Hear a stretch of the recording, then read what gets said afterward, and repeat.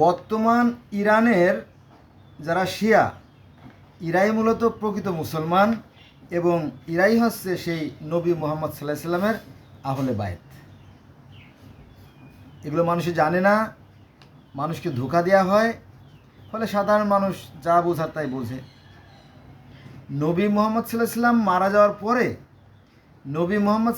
মারা যাওয়ার পরে তার যে আওলাদ বংশ ছিল, আত্মীয় পরিবারবর্গ ছিল, তাদের সবাইকে হত্যা করা হয়েছে। হত্যা করার ফলে তো নিশ্চিহ্ন হয়ে গেছে। কিছু মানুষ ছিল সেখান থেকে এই শিয়াদের উৎপত্তি। এরাই প্রকৃত নবী মুহাম্মদ সাল্লাল্লাহু আলাইহি ওয়াসাল্লাম আহলে বায়েত, হাসান, হোসেন, আলী, জয়নাল এদের আত্মীয় স্বজন। নবী মুহাম্মদ সাল্লাল্লাহু আলাইহি ওয়াসাল্লামকে হত্যা করার পরে তার যে আত্মীয় স্বজন সবাইকে যখন হত্যা করা হয়, তারপরে 60 থেকে 70 বছর ধরে মসজিদে মসজিদে গালাগালি চলতেছিল। তো এই গালাগালির এক পর্যায়ে কুফার একটা মসজিদে হযরত আদি নামে এক ব্যক্তি ছিলেন। তিনি এই গালাগালি নিষেধ করেন যে গালাগালি করো না, এই সমস্ত করা ঠিক না, প্রতিবাদ করে। হ্যাঁ, এবং তিনি রাগে খুব একটা ঢিল ছোড়ে। তো ফলে কি করা হয়, সেই আদিকে হত্যা করা হয়। দেখেন যে নবী মুহাম্মদ সাল্লাল্লাহু আলাইহি সাল্লামের বিরুদ্ধে এবং হাসান, হোসেন, আলী, মা ফাতেমার বিরুদ্ধে মসজিদের মেম্বারে বসে গালাগালি করার কথা কেন নিষেধ করা হলো? এই জন্য এই আদিকে সেই মাবিয়ার কাছে পাঠিয়ে দেয় এবং মাবিয়া তার লোকজনকে বলে যে ওকে হত্যা করে ফেলানো হয়। চিনতে পারেন কি সাংঘাতিক, কি নির্মম এই ইসলাম ধর্মের গোড়ার ইতিহাস। চলুন এই বিষয়ে শুরু করি। এটা খুব কঠিন হবে একটা ভিডিও। নবী মুহাম্মদ সাল্লাল্লাহু আলাইহি সাল্লাম নিঃসন্দেহে একজন উত্তম ব্যক্তি ছিলেন, কারণ তিনি যেমন বংশের দিক থেকে ছিলেন, মানে উচ্চ বংশের ছিলেন, মন মানসিকতার থেকে উচ্চ মনের মানুষ ছিলেন। তিনি ছিলেন অনেকটা রাজ পরিবারের চেয়েতে বড় রাজ পরিবারের সন্তান। সেটা আবার কেমন? মনে করেন যে এই গোটা আরব অঞ্চলের ভিতরে যে এই যে আপনার মক্কেশ্বর মন্দির, গোটা আরব অঞ্চলের ভিতরে যে মক্কেশ্বর মন্দির, অর্থাৎ বর্তমান যে মক্কা শরীফ বা মক্কার যে মসজিদ, এটাই ছিল মক্কেশ্বর মন্দির। তো এই মক্কেশ্বর মন্দিরে প্রতিদিন পূজা অর্চনা হতো এবং প্রতি বছর ওকাজ মেলা হতো।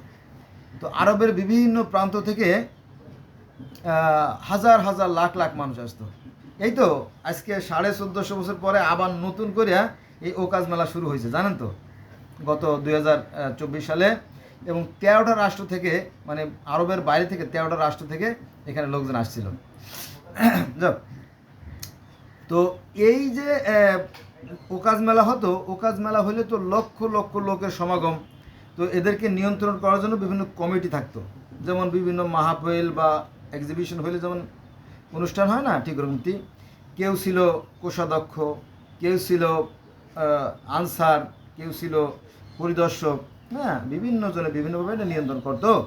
তো এইগুলোর দায়িত্ব ছিল এই যে নবী মুহাম্মদ সাল্লাল্লাহু আলাইহি সাল্লামের যে বাবা, দাদা, চাচা, নানা, খালু, ফুফা, তাদের আয়ত্তে। বোঝা গেছে বিষয়টা? তাহলে কতটা উচ্চ সম্মানের ব্যক্তি ছিল এই নবী মুহাম্মদ, চিন্তা করেন। মনে করেন যে সরকার তো 3 বছরের জন্য বা 5 বছরের জন্য নির্বাচিত হয়, পরে সরকারের মেয়াদ আছে, তো সরকার চলে যায়, অথবা অন্য দলের সাথে গন্ডগোল লাগে যে আমি সরকার ছাড়বো না। কিন্তু এই নবী মুহাম্মদ সাল্লাল্লাহু আলাইহি সাল্লামের পরিবাররা ছিল কি স্থায়ীভাবে সম্মানী ব্যক্তি, জানেন তো। আর একটা বিষয়, সেটা হচ্ছে সবচেয়ে বড় বিষয় হচ্ছে যে এই মক্কা ঘরের ভিতরে যার জন্ম হয়েছিল সে হচ্ছে আলী। এই মক্কা গৃহের ভিতরে এই আলীর জন্ম হয়েছে, কারণ এই আলীর মা এই মক্কা ঘরটা পরিষ্কার পরিচ্ছন্ন করতো, দেখাশোনা করতো। বোঝা গেছে? এই হলো ঘটনা। তো নবী মুহাম্মদ সাল্লাল্লাহু আলাইহি সাল্লাম যেমন উচ্চ বংশের লোক ছিল, তার মনমানসিকতা উন্নত ছিল, তবে আরবের একটা গোত্র ছিল যারা তখনও পিছিয়ে পড়া ছিল, তারা হচ্ছে প্যাগান বা সনাতন।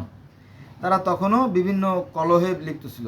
ওই মূর্তি পূজার মূল কথা না, কলহ, এত বেশি কলহ ছিল যে বছরের পর বছর, যুগের পর যুগ তারা কলহ বিবাদ করত।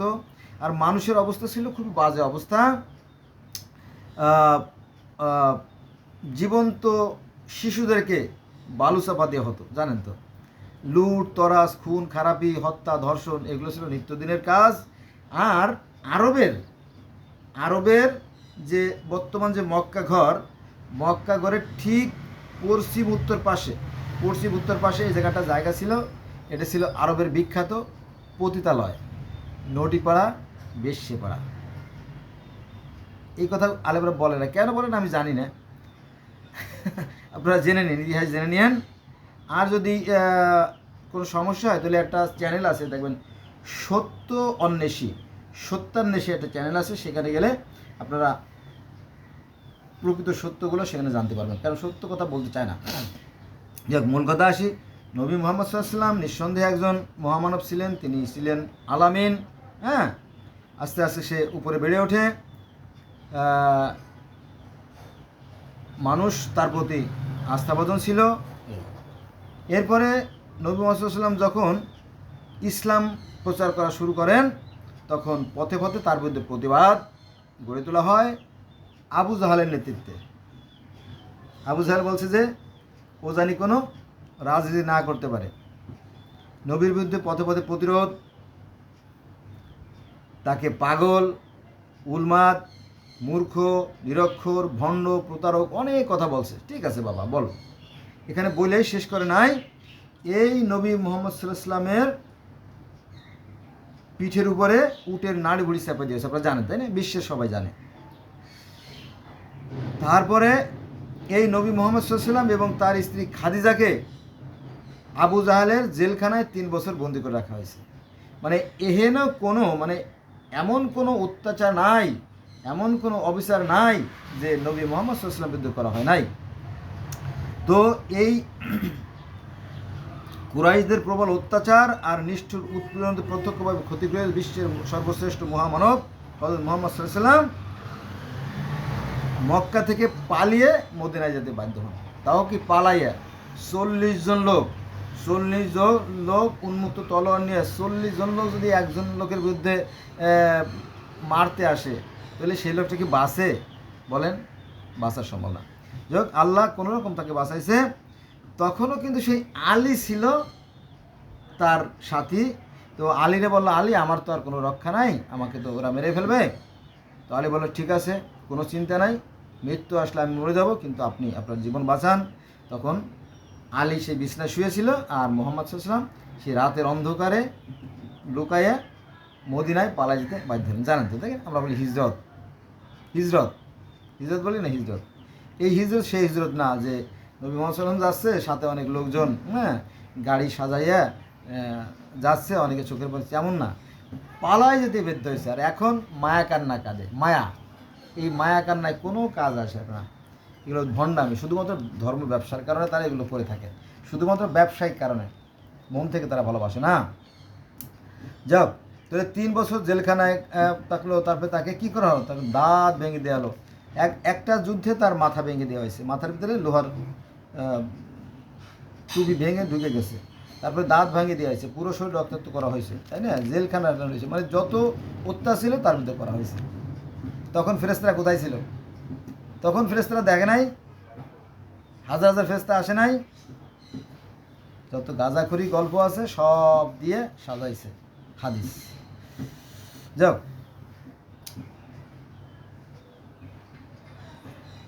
তারপরে নবীকে বিষ প্রয়োগ করা হয়, জানেন তো। বিষ প্রয়োগটা মিথ্যে কাহিনী বলে চালাই দেওয়া যেত, কিন্তু যদি ওই সেই বিষ মাখানো ভেড়ার মাংস যদি খাইয়া যদি সাহাবী না মরতো, সাহাবী মরার কারণে যে মহিলা বিষ প্রয়োগ করেছিল তাকে হত্যা করা হয়েছে। তো এই বিষয়টা একটা জটিল একটা ঘটনায় রূপ নিয়েছে, নইলে এই ঘটনা লুকায় রাখা যেত। যাক, নবী মুহাম্মদ সাল্লাল্লাহু আলাইহি ওয়াসাল্লাম মারা যাওয়ার পরে তার একমাত্র রক্তে তৈরি মা ফাতেমা, মা ফাতেমাকে হত্যা করা হয়। মা ফাতেমার একটা পেটে বাচ্চা ছিল, মা ফাতেমাকে ধরার জন্য লোক পাঠানো হয়, সরি মা ফাতেমাকে না, হযরত আলীকে ধরে নেওয়ার জন্য লোক পাঠানো হয়। তখন মা ফাতেমা নিষেধ করে, না তাকে ধরে নেওয়া যাবে না। সে কী করে, দরজাকে আটকে দাঁড়ায় থাকে।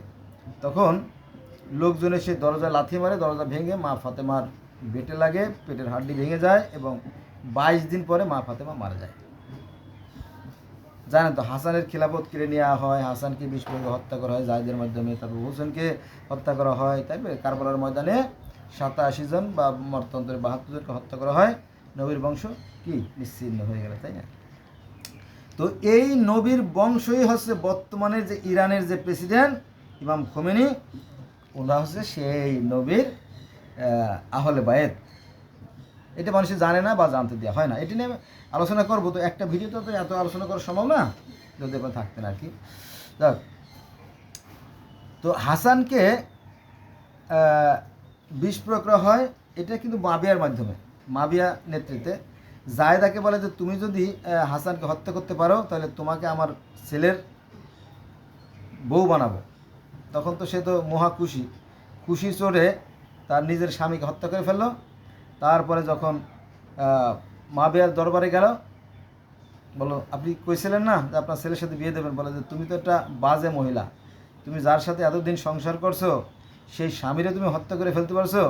আজকে যদি আমার ছেলের সাথে বিবাহ দেয় তাহলে তুমি কি কালকে আমার ছেলেকে হত্যা করবা না? তার guarantee, get out from here, এখান থেকে চলে যাও। তখন চলে গেল, ঠিক আছে। তারপরে হোসেনকে একটা দুটো কোপ দিলেই তো যথেষ্ট হতো, তাই না?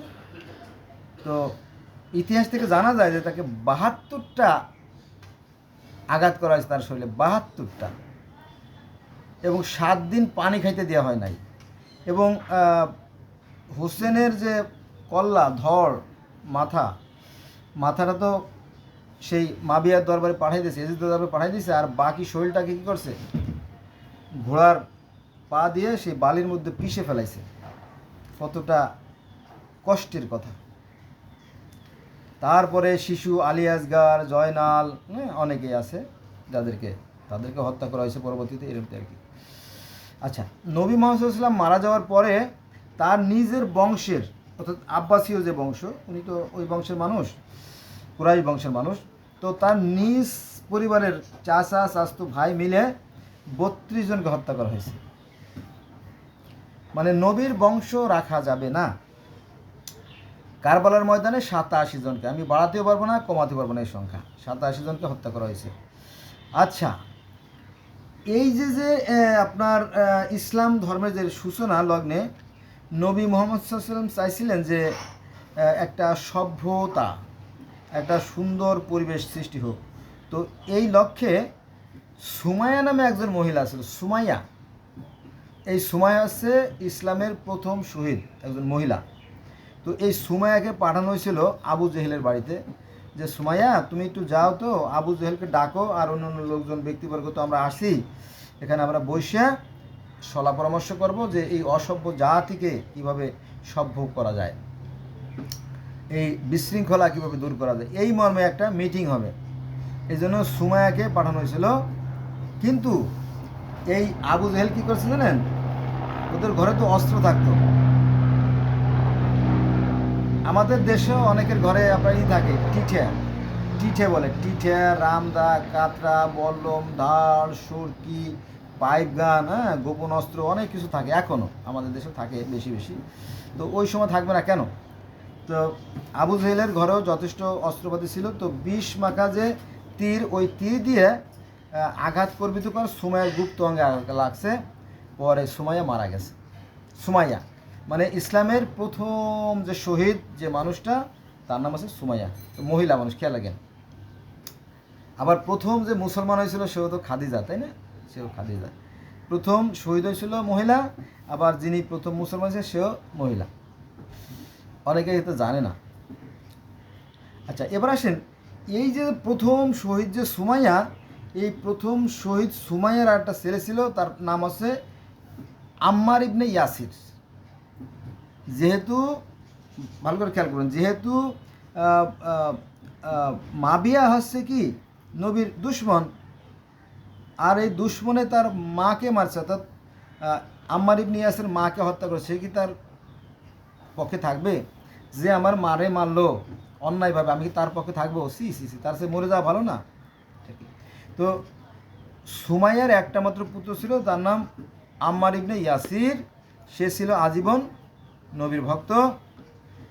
তো পরবর্তীতে অর্থাৎ নবী মুহাম্মদ সাল্লাল্লাহু আলাইহি ওয়াসাল্লাম মারা যাওয়ার পরে, তার আহলে বাইতকে হত্যা করার পরে এই যে আম্মার ইবনে ইয়াসির, সেই আম্মার ইবনে ইয়াসিরকে মাবিয়া হত্যা করে।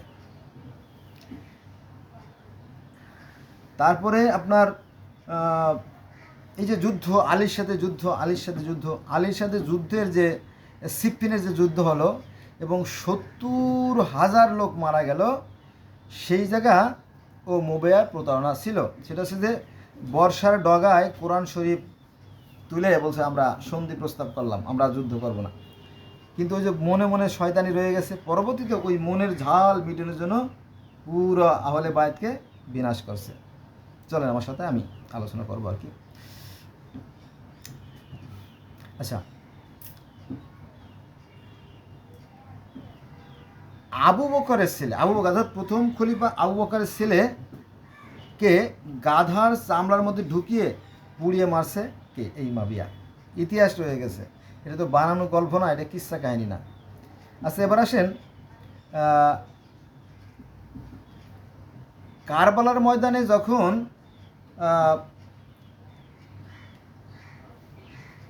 ইমাম বংশ ধ্বংস করা হয়, তারপরে হাসানের শির মুবারক যখন কুফায় নিয়ে যাওয়া হয়, তখন সেই হাসানের কাটা মাথা দেখে এজিদ একটা কবিতা বলছিল, যে কবিতাটা প্রসিদ্ধ। সেই কবিতাটা এরকম যে আজ যদি আমার পূর্বপুরুষ বেঁচে থাকতো, তাহলে তারা দেখতে পারতো যে আজ আমি বদর যুদ্ধের বদলা নিলাম। বদর, ওই যে বদর, ইসলামের প্রথম সেই যুদ্ধ, বদরের যুদ্ধ, সেই বদর যুদ্ধের হত্যার বদলা নিলাম। এই জিনিসটা লুকায় রাখে, আলেমরা লুকায় রাখে, আর মনে করে যে আমরাই তো শ্রেষ্ঠ, আমরা আরবিতে কথা বলি, ফার্সিতে কথা বলি, উর্দুতে কথা বলি, বাঙালি, ওরা তো বলে ইংরেজি আর বাংলা, ওরা কি বুঝবে? হ্যাঁ, আলেমরা মনে করে যে আমরাই বোধহয় সব বুঝি, আর কেউ বোঝে না, এরকম মনে করে। হ্যাঁ, এরা ধোঁকাবাজ। তবে সবাই না, ভালো আলেম আছে, তবে সংখ্যায় খুব কম। হাসানের খিলাফত কেড়ে নেওয়ার কথা বলছি, তাই হাসানের খিলাফত কেড়ে নেওয়া হয়। জয়নাল আবেদিনকে প্রথমে বন্দি করা হয়, পরবর্তীতে হত্যা করা হয়। তারপর ইমাম মেহেদির কথা শুনছেন না? ইমাম মেহেদি, শিয়াদের ধারণা যে ইমাম মেহেদি এখনও বেঁচে আছে এবং সেই কিয়ামতের সময় ইমাম মেহেদি আবার আসবে, এরকম একটা আশা। কারণ কি, ইমাম মেহেদির ঘটনা বলি। নবীর বংশকে যখন ধ্বংস করে দিল, নবীর বংশকে যখন বিনাশ করে দিল, তখন আপনার অল্প কিছু যারা ছিল, তারা একটা দল গঠন করলো, 12 ইমামের দল। তো এই ইয়াজিদ মাবিয়ারা কী করলো, এই ইমামদের যে সদস্য, এদেরকে এক এক করে করে বেছে বেছে গুনে গুনে হত্যা করা হয়েছে। যেমন এই যে বর্তমানে মব না কি বলে, মব বলে, যেমন আওয়ামী লীগের যে বড় বড় নেতা আছে, তাদেরকে ধরে ধরে আইনে তাদেরকে সাইজ করা হচ্ছে। আবার 5 বছর পরে দেখা যাচ্ছে যে এই আওয়ামী লীগের লোকরাই আবার বিএনপি বা জামাতের লোকগুলো ধরে আইনে সাইজ করবে। এটা কন্টিনিউ প্রসেস, এটা চলতেই থাকবে আর কি। তো এরকমটি তো ইয়াজিদ বাহিনীরা কি করছে, ইয়াজিদ বাহিনী, মাবিয়ার বাহিনী এই 12 ইমামের 11 জনকেই বেছে বেছে হত্যা করছে। কাউকে বাঁচতে দেয় নাই। তখন এই ইমাম মেহেদি, একমাত্র ইমাম মেহেদি ছিল, সে আত্মগোপনে চলে যায়। ঠিক আছে, তাদের বিশ্বাস এখনো কি ইমাম মেহেদি বেঁচে আছে, সে আবার আসবে। এই নিয়ে অনেক গল্প আছে, এখন বলতে যাবো না, তোর সময় লাগবে কি। আচ্ছা, এবার আসেন ওই যে সিফিনের যুদ্ধে 61,000 বা 71,000 বোঝেন, তখন আরবের লোক সংখ্যা ছিল কয়জন? তার মানে আলীর অনুসারী যারা ছিল তাদের সবাইকেই হত্যা করা হয়, নিশ্চিহ্ন করে দেওয়া হয়। কি নির্মম, তাই না? হ্যাঁ, এবার আসেন মালিক বিন মোয়ারা। এই মালিক বিন মোয়ারা কে ছিল? এই মালিক বিন মোয়ারা ছিল জাকাত আদায়কারীদের প্রধান। জাকাত আদায়কারীদের একটা সেক্টর কমান্ডার আছে না, আমাদের দেশে যেমন ট্যাক্স ভ্যাটের একজন প্রধান থাকে না, গভর্নর, সেই গভর্নর ছিল এই মালিক বিন মোয়ারা। এই মালিক বিন মোয়ারাকে নিয়োগ দিয়েছিল নবী মুহাম্মদ সাল্লাল্লাহু আলাইহি ওয়াসাল্লাম নিজে, যে মালিক বিন মোয়ারা তুমি জাকাত আদায় করবা, অর্থাৎ ধনীদের থেকে কর খাজনা আনবা, যারা অসহায় গরিব মানুষ তাদেরকে আমরা সাহায্য করব। নবী মুহাম্মদ সাল্লাল্লাহু আলাইহি ওয়াসাল্লামের উদ্দেশ্য এটাই ছিল, কারণ গরিবরা ছিল খুব বঞ্চিত, যারা ধনীরা ছিল তারা বাহাদুরি করত সবচেয়ে বেশি। তো এই মালিক বিন মোয়ারাকে হত্যা করে এই মাবিয়া। দলিল আছে যদি আপনারা দেখতে চান। আমি যে কথাগুলো আজকে এই ভিডিওতে বলবো, এটা জানতে হলে আপনার কমপক্ষে 100 বই পড়তে হবে। 100 বই আপনি জীবনে পড়বেন না।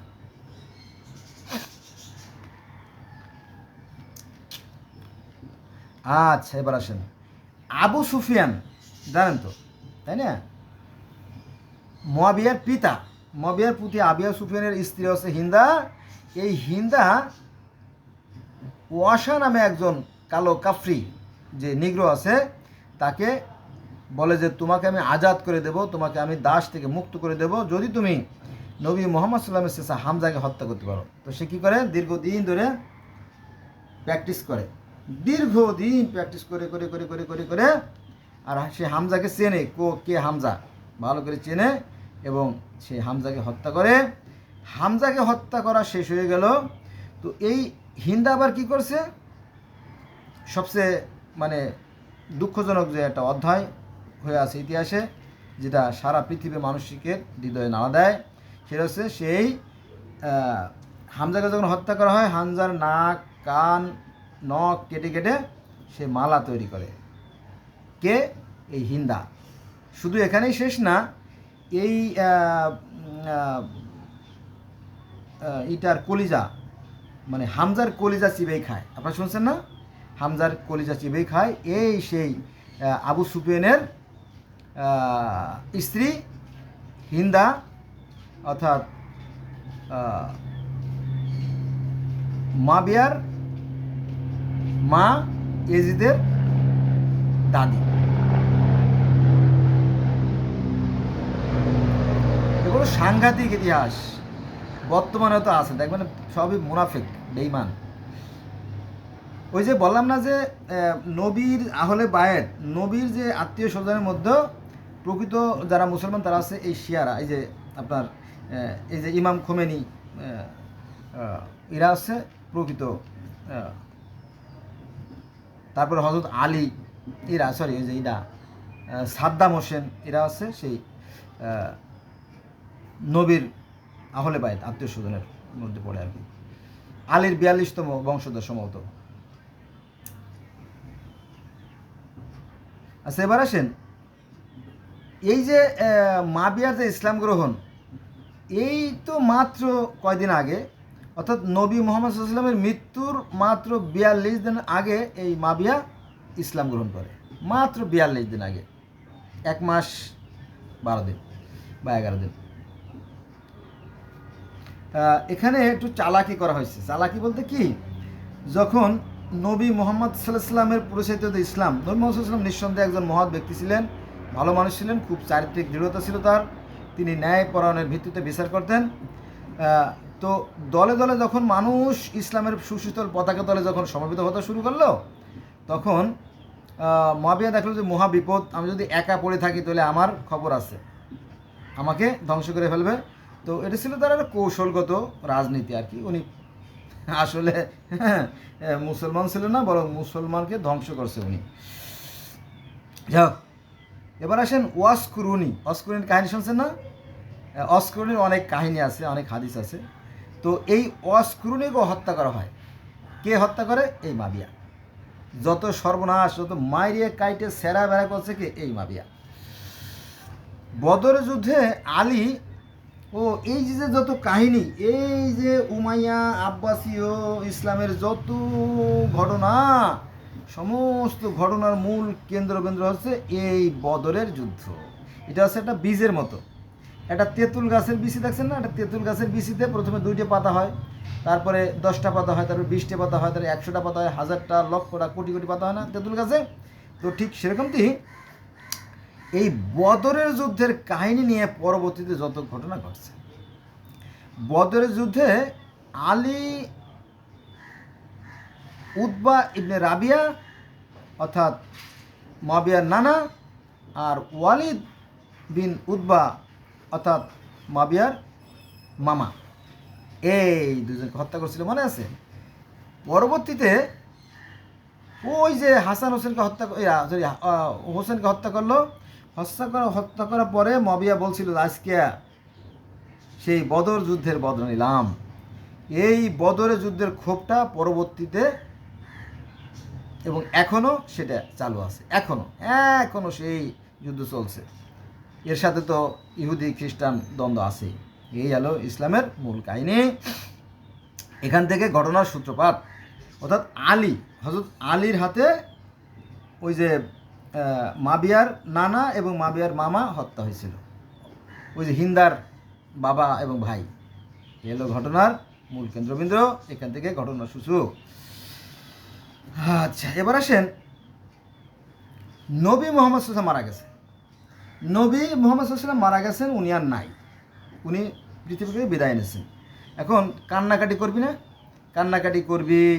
তারপরে তাকে কোখানে দাফন কাফন করা যায়, কে দাফন কাফনের ব্যবস্থা করবে, কে কবর খুঁড়বে, কোথায় কাপড় চুপড় আনতে যাবে, কে সুগন্ধি আনতে যাবে, এই সমস্ত না। কিন্তু না, নবী মুহাম্মদ সাল্লাল্লাহু আলাইহি ওয়াসাল্লাম পড়ে আছে, কেউ তার খোঁজ নিচ্ছে না। এদিকে ক্ষমতার দ্বন্দ্ব, ক্ষমতা, এই ক্ষমতা, কে প্রধানমন্ত্রী হবে, কে প্রেসিডেন্ট হবে, হ্যাঁ, কে গভর্নর হবে, এই নিয়ে ব্যস্ত। তো আনসাররা কি করছে? আনসাররা যেহেতু দলে ভারী ছিল, আনসাররা বনু সাকিবা হাউস নামক একটা জায়গা ছিল, সেখানে সবাই মিলিত হয়েছে, তাদের মধ্যে কাকে খলিফা নির্বাচন করা যায়। তো খবর তো আর পড়ে থাকে না, সারা দেশের খবর। এই সমস্ত খবর আবার চলে আসছে ওমরের কাছে। ওমর আবার দেখলো যে সর্বনাশ, ওমর আবার দৌড়ে চলে গেছে আবু বকরের বাড়িতে। আবু বকর ছিল বয়োজ্যেষ্ঠ, আর কি, বৃদ্ধ মানুষ, বয়সে প্রাচীন। তো তার বাড়িতে দৌড়ে গেছে, আরে তুমি কি করতেছো? ওদিকে তো সর্বনাশ হয়ে গেল। কী হয়েছে? যে ওরা আনসাররা তো নিজেরা সেই নির্বাচন করে ফেলতেছে। তো বলো কি তাই? হ্যাঁ। পরে ঘটনা থেকে জানা যায় যে ওমর আবু বকরের হাত ধরে টানতে নিয়ে, বুড়ো মানুষ তো হাঁটতে পারে না, বুঝলেন না, নবীর হাত ধরে টানতে সে বনু সাকিবের কাছে নিয়ে গেছে। আর তখন তো ওদের কাছে অস্ত্র থাকতো, জানেন তো, তাই না? সবসময় অস্ত্র থাকতো, ধারালো অস্ত্র, বিষাক্ত ছুরি, সব রেডি থাকতো। যাওয়ার পরে দে ধমক, যেহেতু আবু বকরও আছে বড় নেতা, ওমরও আছে বড় নেতা, যার ভাই বেয়াদব, তোদের কি যোগ্যতা আছে নেতৃত্ব দেওয়ার মতো? তোরা কি কুরাইশ বংশের? তোরা কি নামি দামি বংশের লোক? হ্যাঁ, একেবারে কল্লা কেটে ফেলবো। তোরা তো ভয়তে জড়সড় হয়ে গেছে। তো বলো যে আমি ওমর আবু বকর হাতে বায়াত পেলাম, তোরাও বায়াত হ, নইলে কিন্তু খবর আছে। তো কী করা, তখন সবাই বায়াত হয়ে গেল।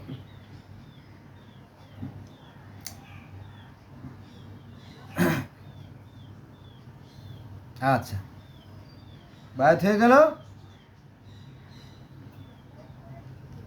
শেষ। এবার আসেন, নবীর মৃত্যুর পরে নবীর চাচা আব্বাস এবং সাহাবী জুবায়ের, ওদের নেতৃত্বে মোট ছিল কয়জন?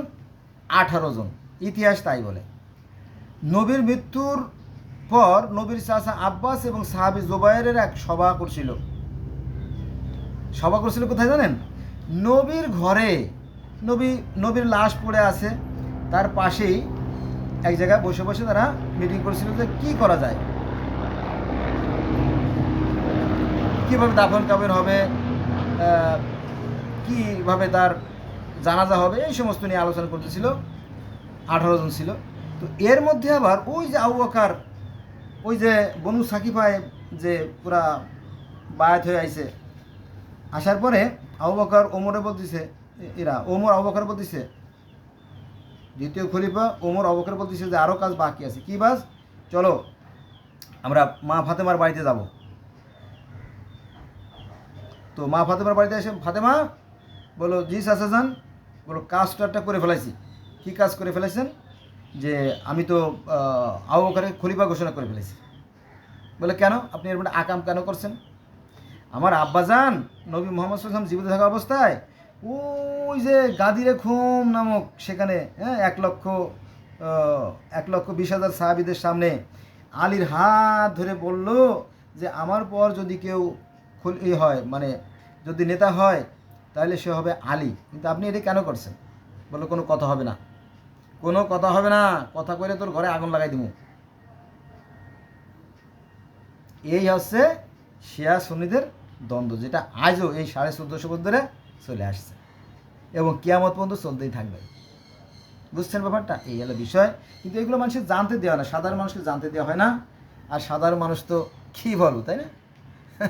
ওই যে গাধার মতো, গাধার সামনে মূলও ধরবেন আর গাধা হাঁটবে, গাধার সামনে মূলও ধরবেন, গাধা হাঁটবে, গাধার সামনে মূলও ধরবেন, গাধা হাঁটতেই থাকবে। আমার মনে আছে আমার বড় কাকা হাতেম মোল্লা, হাতেম, ওনার নাম মোহাম্মদ হাতেম মোল্লা। তো আমার চাচা একটা ঘোড়া গরু ছিল, ঘোড়া মানে একটা গরু ছিল কিন্তু ঘোড়ার মতো লাফাইতো। তো ওই গরু ছুটলে আর সহজে ধরা যেত না। ওরে ধামা আছে না, ধামা, বেতের তৈরি ধামার ভিতরে কুড়া, কুড়া ধানের কুড়া এগুলো দিয়ে দিয়ে তাকে ধরা হতো, এরকম কি হলো বিষয়।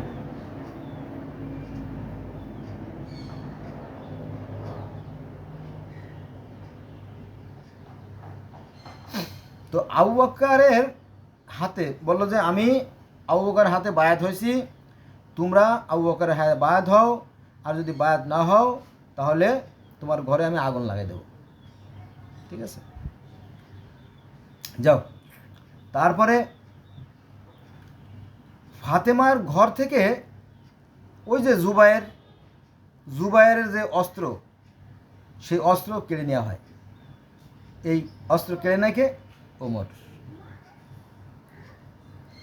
তারপরে মা ফাতেমা বলল যে চাচা যান, গাদিরে খুমে আমার বাবা ঘোষণা করছিল যে বৈধ খলিফা হবে আলী, কিন্তু আপনি তো এটা অন্যায় করতেছেন। বলে, কোনো কথা হবে না, কোনো কথা হবে না। এখানে একটা ঘটনা বলি, সেটা হচ্ছে যে নবী মোহাম্মদ সাল্লাল্লাহু আলাইহি ওয়াসাল্লাম যখন মারা যাবেন তখন আয়েশাকে বলছিল, আয়েশা রে, আমারে ওই যে যে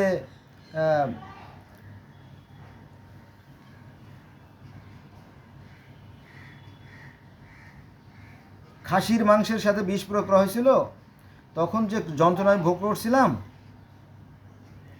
সেই কষ্ট আমি পাচ্ছি, আমার নিঃশ্বাস বন্ধ হয়ে আসতেছে, আমার ধমনীগুলো যেন ছিঁড়ে যাচ্ছে। এই কথা সহি যত হাদিস আছে বুখারী থেকে শুরু করে সব হাদিস আপনি পাবেন। এই ঘটনাটা দেখলাম যে ওই যে আমাদের ওনার নাম কি, মিজানুর রহমান আজহারি, এই ঘটনা বলছিল যে নবী মুহাম্মদ সাল্লাল্লাহু আলাইহি ওয়াসাল্লামকে বিষ প্রয়োগে হত্যা করা হয়েছে। আর যায় কোথায়, আমি দেখলাম যে 4,500 লোকে তারা গালাগালি করছে, ফেরাউনের বাচ্চা, কাফেরের বাচ্চা, ইবলিসের বাচ্চা, কুত্তার বাচ্চা। দেখেন, অথচ ঘটনা কিন্তু সত্য। চিন্তা করেন কত বড় সাংঘাতিক এই ডিয়ারিং এই মুসলমান, কোরআনও জানে না, হাদিসও জানে না, খালি নামে মুসলমান। আর ওই যে গল্প, ওয়াজের সময় বিভিন্ন ধরনের কিস্সা কাহিনী, আর মসজিদে শুক্রবার দিনও নানা ধরনের কিস্সা কাহিনী, গল্প, এই সমস্ত, এগুলো ওদের ভালো লাগে, তাই ওরা ওটা শুনতে চায়। কিন্তু ইসলামের প্রকৃতি ইতিহাস ওরা জানে না। আচ্ছা, নবী মুহাম্মদ সাল্লাল্লাহু আলাইহি ওয়াসাল্লাম যখন মৃত্যুর পূর্বে কিছু লিখতে চাইছিল, যে আমার একটা কাগজ কলম দাও, আমি কিছু লিখে যাই। কেন লিখে যাব? যাতে আমি মরে যাওয়ার পরে ওরা পথভ্রষ্ট না হয়, আমি কিছু ওসিয়ত দিয়ে যাই, এই। কিন্তু এই যে ওমর সেই কাগজ কলম ছিঁড়ে ফেলে দেয়, ফেলো। উনি অসুস্থতার ঘরে আবল তাবল বলতেছে, আমাদের কাছে কোরআন আছে, এটাই যথেষ্ট। তখন কাগজ কলম ফেলে দেয় আর কি। মানে একটু আমার মনে হয় যে ওমর সাহেব বোধহয় মস্তান টাইপের ছিল, তাই না? সেটাই তো প্রমাণ করে আর কি। ওমর কাগজ কলম ছিঁড়ে ফেলে, ফলে সকলকে ঘর থেকে বের এবার মনে পড়ছে। তখন নবী মুহাম্মদ সাল্লাল্লাহু আলাইহি ওয়াসাল্লাম রেগে যায়, বলে যাই বিয়াদবের দল, বেরো ঘর থেকে, বেরো, তোদের জন্য কি আমি একটু শান্তিতে মরতেও পারবো না? আমার অন্তত শেষ নিঃশ্বাসটা অন্তত একটু ফাঁকা জায়গায় ছাড়তে দে, আমি মরে যাই। নবী মুহাম্মদ সাল্লামের মনে অনেক ব্যথা ছিল, কারণ নবী মুহাম্মদ সাল্লামকে একদিনেও একটু স্বস্তিতে শান্তিতে ঘুমাতে দেয় না এরা, অথচ তিনি একজন ভালো মানুষ ছিলেন, নিঃসন্দেহে ভালো মানুষ ছিলেন। এই হলো ইসলামের ইতিহাস। আচ্ছা, এবার আসেন, আবু বকর খলিফা হওয়ার মাত্র 10 দিনের মাথায় আবু বকর অর্থাৎ প্রথম খলিফা আবু বকর যখন খলিফা হলেন, তো 10 দিনের মাথায় মা ফাতেমা যে জমিটা খেত, ফাদাক বা ফাইয়ের জমি, এই ফাইয়ের জমির কাহিনী আছে কোরআন শরীফের সূরা হাশরের 6 নম্বর আয়াত এবং 7 নম্বরে, দেখে নিন। এই জমিটা কেড়ে নেওয়া হয়, অথচ এই জমিটা ছিল মা ফাতেমার হক না, হক, কিন্তু এই জমিটা কেড়ে নেওয়া হয়। এই জমি নিয়ে অনেক কাহিনী আছে। আচ্ছা, জমিটা কেড়ে নেওয়ার পরে আবু বকর আবার মনে মনে চিন্তা করলো যে না, আমরা যদি মা ফাতেমার সব জমি কেড়ে নেই, তাহলে মা ফাতেমা কী খাবে? তখন আর একটা দলিল তৈরি করে সেটা যখন ফেরত দিতে গেছে, তখন আবার সেই দলিলটা আবার ওমর ছিঁড়ে ফেলাইছে। এই ছিঁড়াছিঁড়ির অভ্যাস বা কাটাকাটির একটা অভ্যাস মনে হয় ওমর ছিল আর কি। যাক, ইতিহাস তাই বলে, এটা কিন্তু আমার মন গড়া কথা না, মাইন্ড করবেন না, এই হলো বিষয়। এই এবার আসেন আমরা নতুন একটা ঘটনায় চলে যাই, মানে ঘটনার ভিতরে ঘটনা, তার ভিতরে ঘটনা, মানে বিষয়টা এরকম যে হাসতে হাসতে 8খানা আর পড়ে যায় 9খানা, এই জন্য ঘটনার ভিতরে ঘটনা। একবার আলী নবী মুহাম্মদ সাল্লাল্লাহু আলাইহি ওয়াসাল্লাম বলছিলেন যে আয়েশাকে তালাক দেন। কি? আলীর এত বড় সাহস,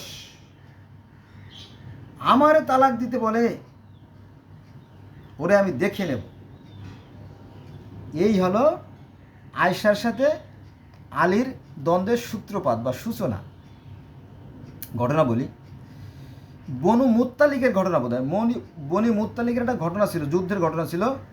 তো নবী মুহাম্মদ সাল্লাম যুদ্ধে যাওয়ার আগে লটারির মাধ্যমে বিবিদেরকে নির্বাচিত করতেন, মানে কাকে নেবে লটারির মাধ্যমে নির্বাচিত করতেন। তো ওই সময় আয়েশা পড়ে গেছে লটারিতে, তখন আয়েশাকে নিয়ে যুদ্ধে যান।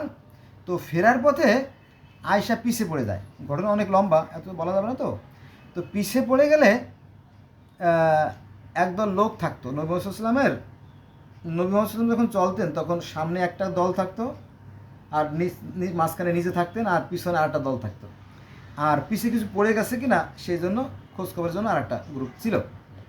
যাই হোক, তো ওই যুদ্ধ থেকে ফেরার পথে পিছে কিছু পড়ে গেছে কিনা খুঁজতে গেলে দেখে আয়েশা রয়ে গেছে। আয়েশা যে ছাউনির মধ্যে থাকার কথা তার ভিতরে নাই। তো এই বিষয়টা নিয়ে কাফেলার মধ্যে একটা কানাঘোষা হয় যে আয়েশা দুশ্চরিত্র, আয়েশা যেহেতু ইয়াং লেডি, হ্যাঁ, যুবতী মহিলা, আর নবী মুহাম্মদ সাল্লাল্লাহু আলাইহি ওয়াসাল্লামের বয়স হয়ে গেছে, বৃদ্ধ, তাই আয়েশার জৈবিক চাহিদা অর্থাৎ যৌন চাহিদা মিলিতে পারে না, ফলে অন্য সাহাবীদের সাথে আয়েশার শারীরিক সম্পর্ক আছে। এই নিয়ে 1 মাস ওহি নাজির হওয়া বন্ধ হয়ে গেল।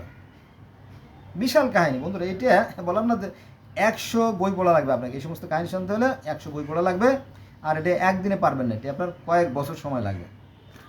যাই হোক, এলো বিষয় আলীর সাথে আয়েশার ঘটনা। তো নবী মুহাম্মদ সাল্লাল্লাহু আলাইহি ওয়াসাল্লাম বিষণ্ণ ছিলেন, দুশ্চিন্তাগ্রস্ত ছিলেন। তখন একবার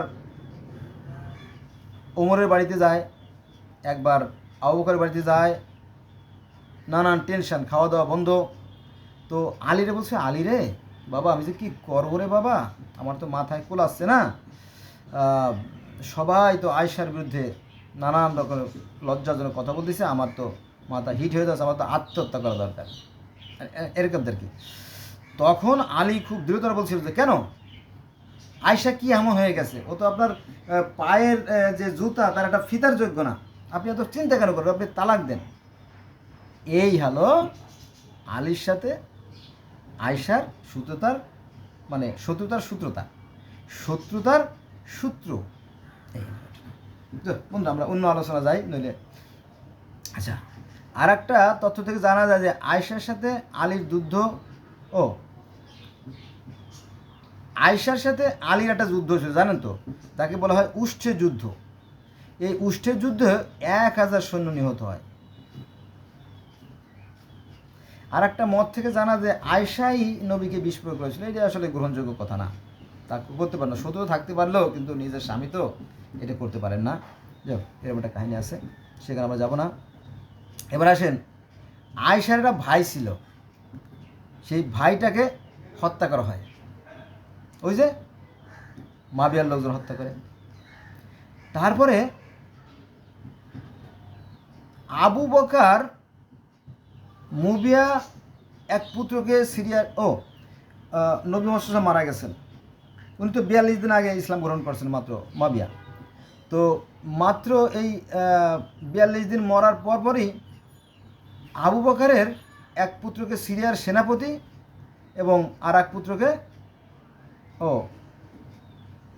আর একজনকে আর কি গভর্নর করা হয়, বুঝছেন? তাহলে শক্তি আছে দুইটা, একটা আছে কি অর্থের ক্ষমতা, মানে দ্য সেকেন্ড গড, জানেন তো যে টাকার চেয়ে বড় শোক আর নাই, টাকার চেয়ে বড় শক্তি আর নাই পৃথিবীতে, টাকা আছে সবচেয়ে বড় শক্তিমান। তো হলো টাকা শক্তি, একটা হচ্ছে সামরিক বাহিনী শক্তি। তাহলে দুইটা সামরিক বাহিনীর প্রধান বানাই দিল এই মাবিয়ার এক আত্মীয়কে, আবার গভর্নরও বানাই দিল মাবিয়ার আত্মীয়কে। ফলে ইসলামের যে ক্ষমতা, সব ক্ষমতা নবীর যে শত্রুপক্ষ, নবীর তো শত্রুপক্ষ বা আলীর শত্রুপক্ষ আছে কি এই মাবিয়া, তো সুফিয়ান ইয়াজিদ দ্বারা, এই তাদের হাতে চলে গেল।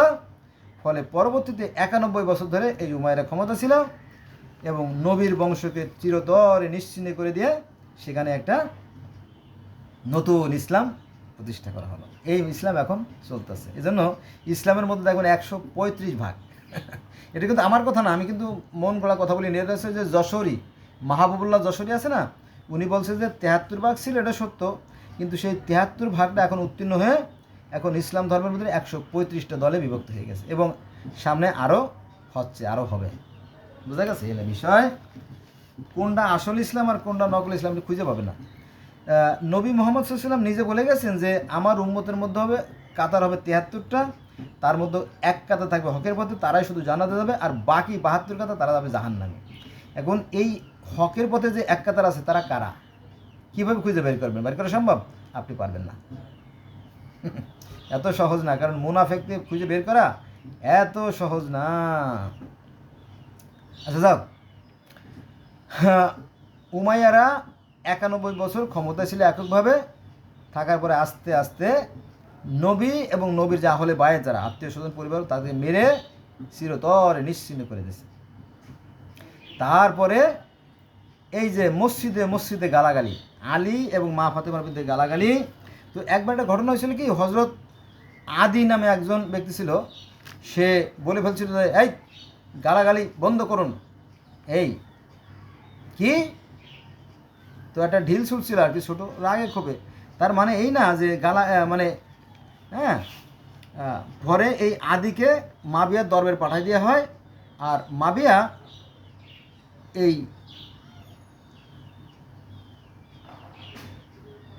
আদিকে হত্যা করে। চিন্তা করেন, দেখেন যে আদি কিন্তু অন্যায় কিছু বলে নাই, আদি একজন খলিফা ছিল, সাহাবা ছিল, সে বলছিল যে এই মুহাম্মদ সাল্লাল্লাহু আলাইহি ওয়াসাল্লাম এবং তার যে আহলে বায়েত তাদের বিরুদ্ধে গালাগালি করো না। এটি কেন অপরাধ? অন্যায়ের প্রতিবাদ করা কি অপরাধ? অন্যায়ের প্রতিবাদ করা যদি অপরাধ হয় তাহলে তো আর কিছু বলার থাকলো না, তাই না? তাহলে তার পৃথিবীতে কোনো বলে থাকলো না, ন্যায় নীতি আদর্শ বলে থাকলো না। ফলে আদিকে হত্যা করে এই মাবিয়া। যাক,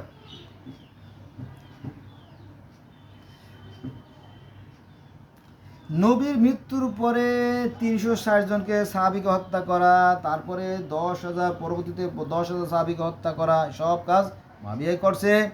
এরপরে কাবায় তীরের মাধ্যমে আগুন লাগাই দিছে। এই যে বর্তমানে যে মক্কা ঘরের যে কালো পাথর 9 টুকরো আছে, সম্ভবত 9 টুকরো হবে বা 7 টুকরো যাক, তো এটা কিন্তু এক টুকরো ছিল, জানেন তো, এক টুকরো ছিল। যখন আগুন লাগাই দিয়েছে কাবাগিরি, তখন এটা পুড়িয়ে এটা 9 টুকরো হয়ে গেছে। সেটাকে পরে আবার সিমেন্ট দিয়ে, বালু দিয়ে, তাই না, পাথর দিয়ে, জোড়াতালি দিয়ে এখন এই অবস্থায় করা হয়েছে আর কি। এই ওই সময়কার কাহিনী হলো ঘটনা। তারপরে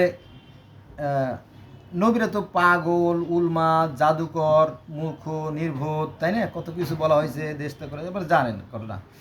তারপরে আরও অনেক কাহিনী আছে, যেমন আকাবা ইনসিডেন্ট একটা ঘটনা আছে। এটা হচ্ছে 630 সালের অক্টোবর মাসে তাবুকের যুদ্ধের পরে। আকাবা ইনসিডেন্ট এটা হচ্ছে 630 সালের ঘটনা, অক্টোবর মাসে তাবুক যুদ্ধের পরে 12 জন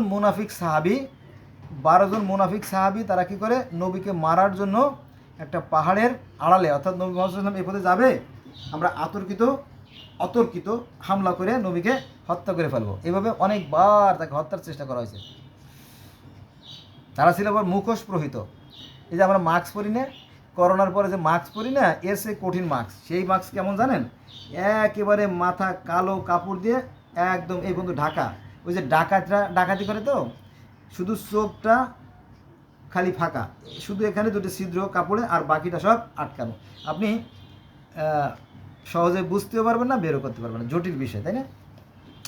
তো এইভাবে মুখ ঢাকা 12 জন মুনাফেক সাহাবি সেই 630 সালে অক্টোবর মাসে তাবুকের যুদ্ধের পরে নবীকে আক্রমণ করে হত্যা করার জন্য, কিন্তু তাকে চিনে ফেলে, লোকজনে চিনে ফেলে, কারণ নবী মুহাম্মদ সাল্লাল্লাহু আলাইহি ওয়াসাল্লামের এক শক্তিশালী একটা ছিল, সিকিউরিটি গার্ড ছিল, তারা চিনে ফেলে। অনেক কাহিনী বন্ধুরা, এগুলো বলতে গেলে কয়েক হাজার ভিডিও দরকার, কিন্তু এত ভিডিও তো আপনারা দেখবেন না, আমি জানি। এই ভিডিওটা অনেক লম্বা হচ্ছে, আপনারা দেখে নিয়ে রাখি, আবার কোন ভিডিওতে যাবানি কি বলবানি। আচ্ছা, এবার চলে আসে নবীর বিরুদ্ধে যে বদনামগুলো করা হয়েছে। যেমন নবীর বর্ম বিক্রি করে দেয় ইহুদিদের কাছে, এটা খুব যুক্তিসঙ্গত কোনো কথা না। তারপরে ইহুদিদের কুয়ার পানি তুলতো নবী মুহাম্মদ সাল্লাল্লাহু আলাইহি ওয়াসাল্লাম, এগুলো যুক্তিসঙ্গত কথা না। 70 তালির পোশাক পরতো নবী, এটাও তো কথা না। তারপরে ক্ষুধার জ্বালায় পেটে পাথর বাঁধে রাখতো, হ্যাঁ, কিন্তু জায়নামাজের তলে স্বর্ণের রাশি রাশি স্বর্ণ গড়ায় গড়ায় যাচ্ছে। এই সমস্ত কিস্সা বানানো হয়েছে, বুঝছেন, লোভনীয় কিস্সা, যাতে মানুষের মনটাকে অন্যদিকে সরিয়ে ফেলা যায়, মূল সত্য থেকে মানুষকে দূরে রাখা যায়, এরকম আর কি। আচ্ছা, এবার আসেন ওই যে ফাদাকের জমি, যেটা কোরআনে উল্লেখ আছে সূরা হাশরের 6 নম্বর 7 নম্বর আয়াতে, ফাদাকের বাগান যৌতুক দেয় ওসমানের মেয়ের জামাই অর্থাৎ মারওয়ানকে, যে কিনা আবু লাহাবের পুত্র। দেখেন, নবী মুহাম্মদ সাল্লাল্লাহু আলাইহি ওয়াসাল্লামের সবচেয়ে বড় শত্রুকে আবু জেহেল। এই আবু জাহেল অবশ্য একসময় নবীর প্রিয় ছিল, কারণ এই আবু জাহেলের 2 ছেলের সাথে নবীর 2 মেয়ের বিবাহ হয়েছিল, এটা সত্য, কিন্তু পরবর্তীতে শত্রুতা হয়ে গেল এই ইসলাম প্রচার করা নিয়ে। তাহলে নবী যখন মারা গেলেন, তখন সেই নবীর যে জমি, সেই জমিটা সেই শত্রুর হাতে চলে গেল। শত্রুর হাতে চলে গিয়ে আল্লাহর চেয়ে শত্রুর ক্ষমতা বেশি, আল্লাহর চেয়ে কি সেই শত্রুদের ক্ষমতা বেশি? বাস্তব তো নাই বলতেছে। কারণ কি, এই জমি তো আল্লাহর জমি, আল্লাহ তার রাসূলকে দান করছিল, এটা কোরআনে আছে, দেখবেন এই জমিটা আল্লাহর, সমস্ত জমি তো আল্লাহ, তো এই জমিটা আল্লাহর জমি, এই আল্লাহ তার রাসূলকে দান করছিল এই ফাদাকের জমিটা, এটা আছে সূরা হাশরের 6 নম্বর 7 নম্বর আয়াতে। অথচ সেই জমিটা চলে গেল সেই শত্রুর হাতে। তারপরে আল্লাহ এখানে দুর্বল, সেটা তো প্রমাণ করে। নাউজুবিল্লাহ, আল্লাহ মাফ করুক। আচ্ছা, এবার আসেন আলী, ওই যে গালি 70 বছর ধরে যখন মসজিদে নবী এবং তার যে আহলে বায়েত অর্থাৎ আলী, হাসান, হোসেন, মা ফাতেমার বিরুদ্ধে গালাগালি করা হতো, এই গালি বন্ধ করে কি আব্দুল আজিজ, ওমর বিন আব্দুল আজিজ, তিনি কী করে এই গালি বন্ধ করে। এবং ওই যে জমি মনে আছে যে যে ফাদাকের জমি, ওই জমি ফেরত দেয়। ওই জমি দেখি কচু করবে নাকি এখন, জমির দরকার আছে এখন? মা ফাতেমা কোনোদিনও এই জমি চায় নাই।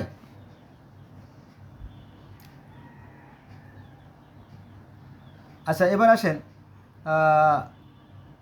নবী একজন ইহুদি পণ্ডিত নবীর কলার ধরে নবীকে মারে এবং পরবর্তীতে সে এবার মুসলমান হয়। অনেক কাহিনী আছে, অনেক কাহিনী, এত কাহিনী, হাজার হাজার লাখ লাখ কাহিনী লিখে লিখে হাদিস ভরে ফেলানো হয়েছে। মনে হচ্ছে যে বিশাল জ্ঞানের এক ভাণ্ডার, আসলে তা না। দেখবেন যে 90% হাদিস কোরআনের সাথে মেলে না।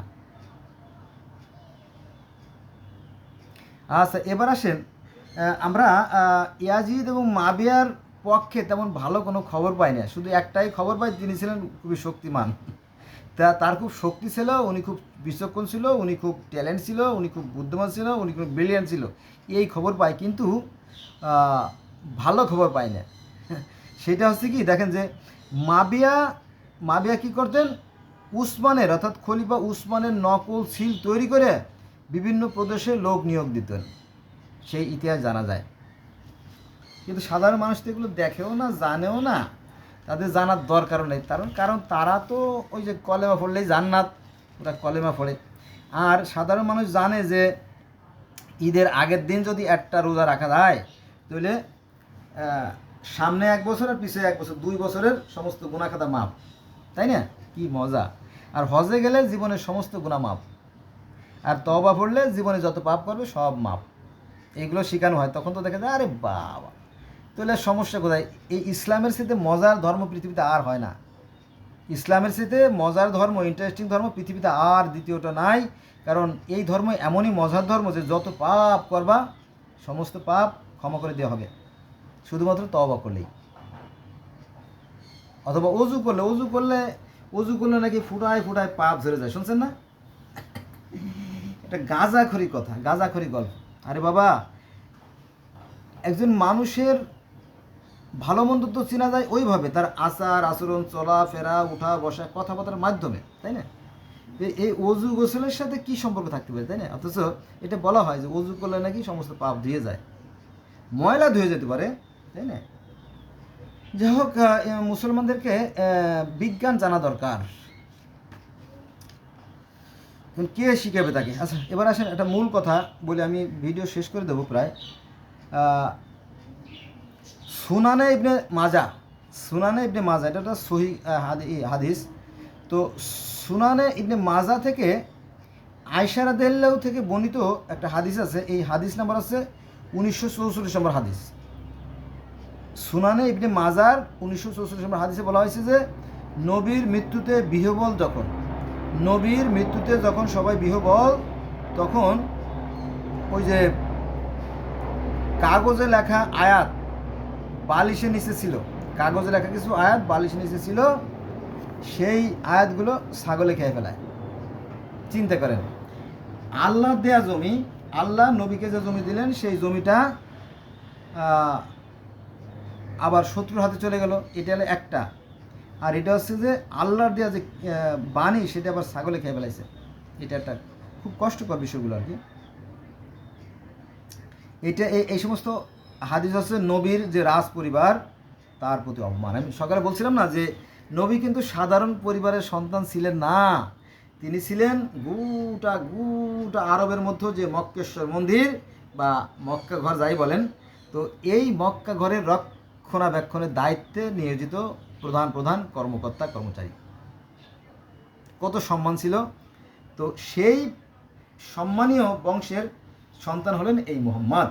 অথচ তার বিরুদ্ধে যার মতো করে কথা বলে গেছে। অনেক কথা আছে বন্ধুরা, সেটা বললে ভিডিও অনেক লম্বা হয়ে যাবে।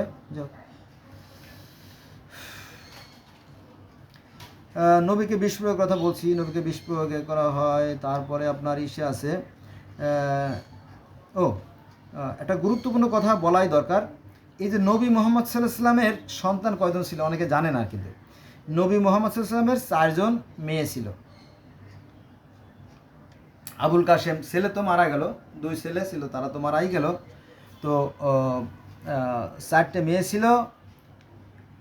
তো জয়নবের স্বামী ছিল আবুল আস। জয়নবের নবী মুহাম্মদ সাল্লাল্লাহু আলাইহি ওয়াসাল্লামের 4 মেয়ে, তার মধ্যে একজন ছিল জয়নব, একজন ছিল কুলসুম, আর একজন ছিল রুকিয়া, আর একজন ছিল কি ফাতেমা। কয়জন মেয়ে? 4 জন। জয়নব 1, কুলসুম 2, রোকাইয়া 3, ফাতেমা 4। তাহলে জয়নবের স্বামীর নাম ছিল আবুল আস, তিনি ছিলেন একজন সাহাবী। তারপরে কুলসুম আর রোকাইয়াকে বিবাহ দেওয়া হয়েছিল ওই যে আবু জেহেলের 2 ছেলের সাথে, ওতবা আর ওতাইবার সাথে। পরে যখন ওই যে সূরা আবুল আহাব নাজিল হয়, তখন আবুল আহাবের স্ত্রী বলে যে, কি এত বড় কথা, মুহাম্মদ আমাদের বিরুদ্ধে কবিতা লাগছে, অর্থাৎ কোরআন আয়াত নাজিল করছে, ওই নবীর ওই মাইয়া দুটোকে না তাড়ানোর মধ্যে আমি ভাত খাবো না। ছেলেদের বলে, এই তোদের দুজনকে আমি গর্বে রাখছি না, ওদেরকে তালাক দে। পরে তালাক দিতে বাধ্য করে। তারপরে ওসমানের সাথে বিবাহ হয়। এই ঘটনা, পরের ঘটনা পরে। তো এই হলো বিষয়।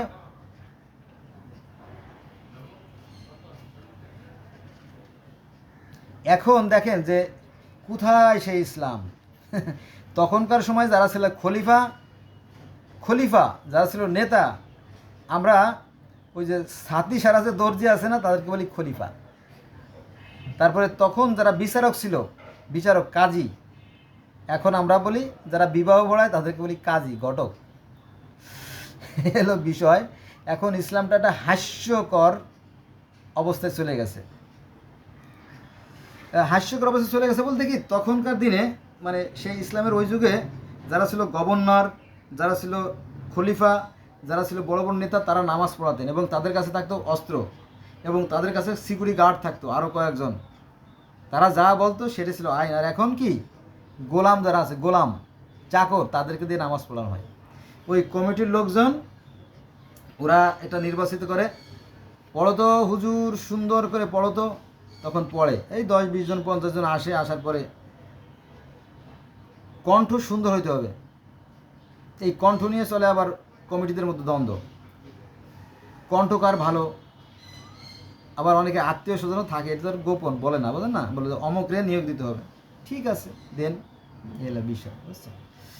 তো তাদেরকে আবার আমি দেখছি, আমি একবার ঈদের সময় নামাজ পড়তেছি, তো ঈদের সময় নামাজ পড়তেছি, দেখলাম এক ভদ্রলোক ইমাম সাহেবের পায়ে চিমটি দেয়।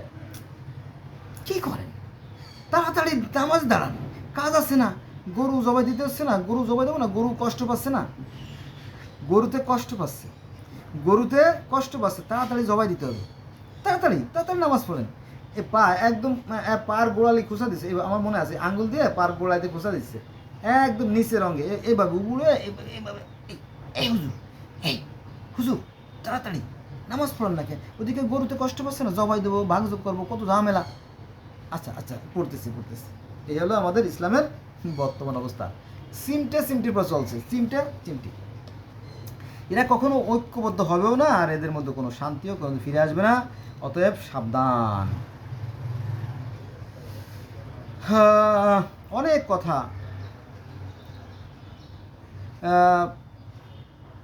মা ফাতেমার উন্না বিক্রির কাহিনী আছে, তারপরে বুড়ির বাড়ির সেই কাটার কাহিনী আছে, এরকম কি হাজার কিসা কাহিনী ভরে ফেলাইছে।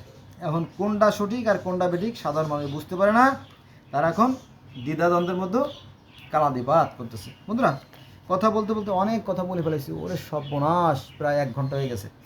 তো বন্ধুরা, টু আর ইজ ম্যান, অর্থাৎ ভুল করা মানুষের স্বভাব।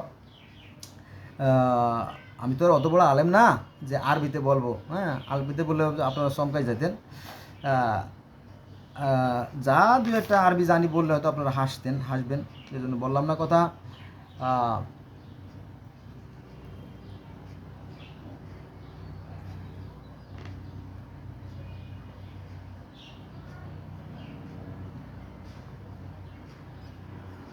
এই হলো বিষয়। এখন এই যে মাবিয়ার পিতা ছিল সুফিয়ান, আর এই সুফিয়ানের জারজ মানে অবৈধ পুত্র ছিল, যাকে দিয়ে ইয়াজিদ এসে আপনার ইমাম বংশ ধ্বংস করা হয় আর কি। এ বড় নির্মম কাহিনী, এটি নিয়ে আমরা পরবর্তীতে আরও আলোচনা করব। আপনারা আমার সাথে থাকবেন। আজকে এই পর্যন্ত রইল, সবাই ভালো থাকবেন, আল্লাহ হাফেজ। তবে এই যে ইরানের যে এই যে ইমাম খোমেনি রাহিমাহুল্লাহ সেই নবী মুহাম্মদ সাল্লাল্লাহু আলাইহি ওয়াসাল্লামের বংশধর বলে এটা পরিগণিত হয়। এটাই। ধন্যবাদ সবাইকে।